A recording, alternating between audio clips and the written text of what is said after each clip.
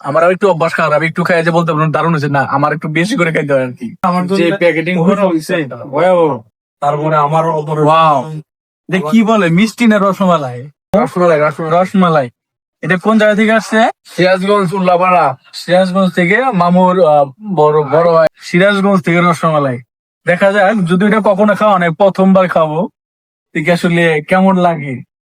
তো খাওয়ার আগে মামুরে একটা প্রশ্ন করি। মামু, এই যে সিরাজগঞ্জ থেকে আমাদের এই জামালপুরে 200 কিলো রাস্তা পার করে এই এত কষ্ট করে এটা আনার আসলে কারণ থাকে আপনাদের এখানে কি এটা খুব বিখ্যাত নাকি?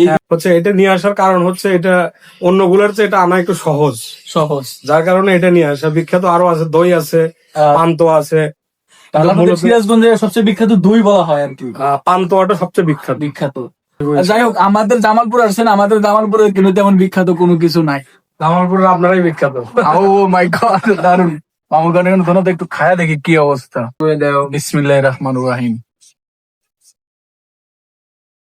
আমার একটু অভ্যাস খারাপ, আমি একটু খাই যে বলতে পারলাম দারুণ হয়েছে না, আমার একটু বেশি করে খাইতে হয় আর কি।